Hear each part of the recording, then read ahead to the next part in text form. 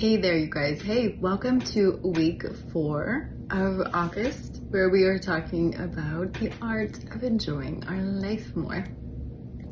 It is actually our final week of August, but this one's going to be a fun one because, as you know, week 4, we always talk about our social life and enjoying our people, the people in our lives, enjoying our social network more is what this week is all about.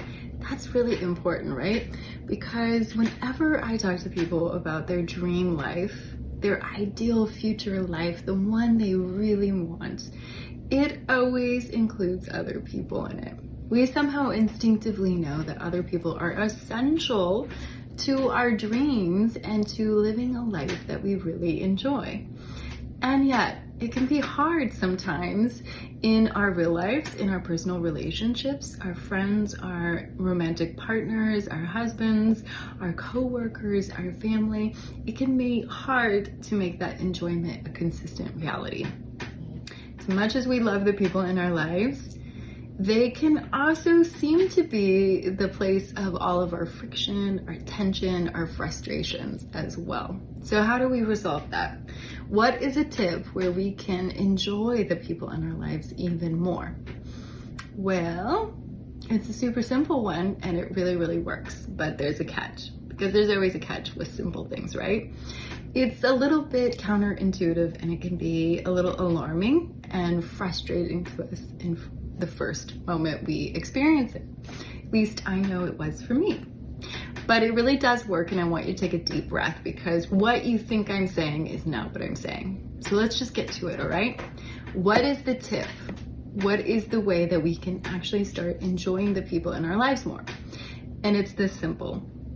You can enjoy and have better relationships across the board in your life when you are willing to just enjoy what people have to offer you and let go of your expectation of what you need them to give to you, right? The source of so much of our friction and so much of our pain in life is our expectation that we get our needs met by one specific person when they're not able to do that. Now, the part that can be frustrating for people and cause a lot of pain is that you might think that I'm asking you to not want to get certain things. You know, if you have a romantic partner and he is a rock for you and you love that, but you are craving more romance, you want to feel girly, you want someone to tell you you look cute and take you to the movies and do all of that stuff, you might think that I'm suggesting that you should simply accept what he has to offer you and that you should give up on ever having romance in your life again. Or, you know, this is another common one. Maybe you have a friend who is amazing at making you laugh and you have so much fun with her, but you're going through a divorce and you can't help but notice she's not really there for you.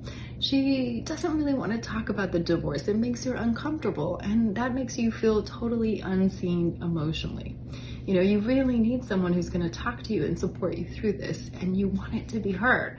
And you might think I'm telling you that you should give up on wanting emotional support and you should just have fun with her and that's as good as it gets.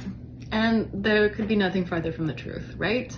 I am not saying that at all. What I am saying is that you may have to give up on finding it from one specific person. That just does not work. I wish it did. If I knew a way to make people give you what you want from them and to be all things to you, I would absolutely share that with you, but it just doesn't seem to exist, right? In the same way that as much as you want to be all things to all people, you just simply cannot. There are things that you are good at and there are things that you are not good at. That is true of other people as well. And we get so much happier and we enjoy people so much more when we're able to let ourselves relax and enjoy what they can give us and expand our worlds and go on adventures and find new people to fulfill those other needs for us, right? So maybe that best friend is a really good friend for girls' nights, for when you want to take your mind off the divorce. But maybe you need to find groups and other activities where you can find other friends who can be more emotionally validating for you. Maybe you need to find a therapist. Maybe you need to find a support group. Maybe you just need to join a walking group and someplace where you can meet more people. Now, how does that work with that husband who's not making you feel romantic? I'm not suggesting that you find a new husband, a second husband, a boyfriend, cheat, any of that, right? You may have to get really creative, but you may have to figure out, what does being more romantic mean? And what are some moral, ethical ways that you could get that met? So for instance, like I said before, maybe to you, romantic is that someone notices the time and effort you put into your makeup and your outfit, that you have places to go where you get to get dressed up. But also, maybe reconnecting with your girlfriends and getting to dress up with them and having them tell you how great you look. Maybe that actually means more to you and expands your world than your husband who doesn't know the latest styles and always thinks you look beautiful. I mean, that's sweet all on its own, right? But it can be amazing to have a network of girlfriends that you can go out and have some innocent girly fun with. You can see a rom-com with a friend who would enjoy it way more than your husband might if that's not his thing, and can support you in that way, right? And the funny thing is, the more we let people off the hook and we really enjoy them for what they have to offer without pressuring them to be things that they are not, the more they tend to come around our way. They tend to show up for us in exactly the way we were looking for. I mean, it may not be to the extent we want, right? But your husband noticing that you're getting dressed up, that you're having fun with your girlfriends, and that you seem to be enjoying his company and what he has to offer, he might very well surprise you and start complimenting you or wanting to go out and have fun with you as well. That best friend, when you accept that she's really not able to support you in the way that you want, and you stop bringing up the divorce and trying to force her to comfort you, you might be surprised that she finally does start to ask, you know, how is that divorce going? I do want to know. I want to be informed. I'm not good at that, but I do want to stay in your life and support you as much as I can. When we stop pressuring people, they tend to show up for us. And ironically, we've found new people and expanded our life and created even more joy. So it's a win-win. So when I tell you, I want you to enjoy what people have to offer and drop your expectation that they be the one to provide something that you are missing, I'm not asking you to give up on that or to accept less. I'm telling you, you need to broaden your horizons. Now, for this week, is that what I expect you to do? No, right? I said it before, the art of enjoying your life is about doing less and savoring more. So we're gonna keep it really simple. And it starts with us. You know, first of all, we have to learn to enjoy ourselves and let ourselves off the hook for the things we are not good at. So grab your coffee, grab your journal, and write down 5 things that you deeply enjoy about yourself.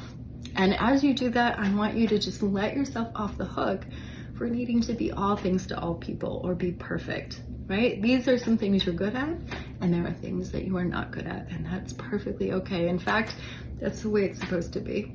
And then what I want you to do is, as you go through your day this week, every time you are face to face with someone, I want you to practice enjoying whatever it is they have to offer and just letting them off the hook for all the things they cannot be for you.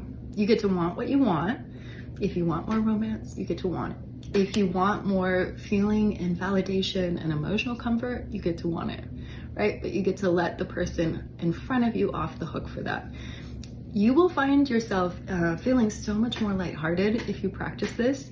Your relationships will improve, you will enjoy them more, and you will be astounded by how creative you get at getting those needs met elsewhere. Like I said, in ways that are ethical and that are happy for everyone. But you will start to really enjoy your life more. I hope that you guys really enjoyed this. And I will see you on Friday. We are gonna do a wrap up for August and also for the summer. Yeah, thanks for being here, guys. See you later. Bye.